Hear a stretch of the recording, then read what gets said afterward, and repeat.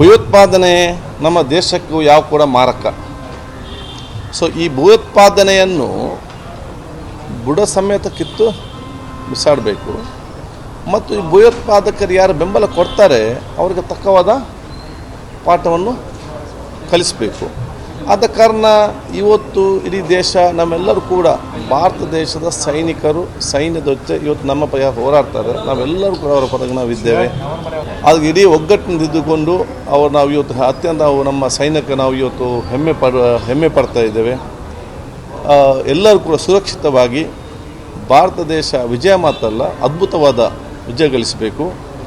ಭಯೋತ್ಪಾದಕರಿಗೆ ಪರೋಕ್ಷವಾಗಿ ಬೆಂಬಲ ಕೊಡುವಂಥ ಪಾಕಿಸ್ತಾನಕ್ಕೆ ತಕ್ಕವಾದ ಪಾಠ ಕಲಿಸಬೇಕು ಮತ್ತು ಇದು ಬೇರೆಯವರಿಗೆ ಒಂದು ಎಚ್ಚರಿಕೆಯ ಒಂದು ದೇಶದ ಎಚ್ಚರಿಕೆ ಗಂಟೆ ಕೂಡ ಇವತ್ತು ಆಗಬೇಕು. ಆದ ಕಾರಣ ನಾವೆಲ್ಲರೂ ಕೂಡ ಇವತ್ತು ಈ ದೇಶದ ಸೈನಿಕರ ಜೊತೆ ಕೇಂದ್ರ ಸರ್ಕಾರ ಮತ್ತು ಪ್ರತಿಪಕ್ಷದ ಎಲ್ಲ ಪಕ್ಷದ ನಾಯಕರ ಜೊತೆ ಯಾಕೆ ಎಲ್ಲ ಒಗ್ಗಟ್ಟಿಂದ ಇವತ್ತು ತೀರ್ಮಾನ ತೆಗೆದುಕೊಂಡು ಈ ರೀತಿಯ ಒಂದು ಏರ್ ಸ್ಟ್ರೈಕ್ ಇವತ್ತು ಆಗಿದೆ ಅಂತೇಳಿ ಬಹುಶಃ ನಾವು ಇವತ್ತು ಭಾರತ ದೇಶ ವಿಜಯ ಮಾತಲ್ಲ ಅದ್ಭುತವಾದ ವಿಜಯ ಗಳಿಸಬೇಕಂತ ನಾವೆಲ್ಲ ಇವತ್ತು ಪ್ರಾರ್ಥನೆ ಮಾಡಿ ನಮ್ಮೆಲ್ಲ ಸೈನಿಕರು ಸುರಕ್ಷಿತರಾಗಲಿ, ಅವರ ದೇವರು ಕಾಪಾಡಲಿ ಮತ್ತು ನಮ್ಮ ದೇಶದ ಹಿತರಕ್ಷಣೆಗೆ ನಾವೆಲ್ಲರೂ ಏನು ನಮ್ಮ ಆ ಒಂದು ಒಗ್ಗಟ್ಟಿದೆ ಆ ಒಗ್ಗಟ್ಟಿಗೆ ಪ್ರದರ್ಶಿಸಿರುವುದು ಇಡೀ ದೇಶಕ್ಕೆ ಕೊಡುವಂಥ ದೊಡ್ಡ ಮಟ್ಟ ಭಾರತ ಸಂದೇಶ ಅಂತ ಹೇಳಲಿಕ್ಕೆ ನಾನು ಇವತ್ತು ಬಯಸ್ತೇನೆ.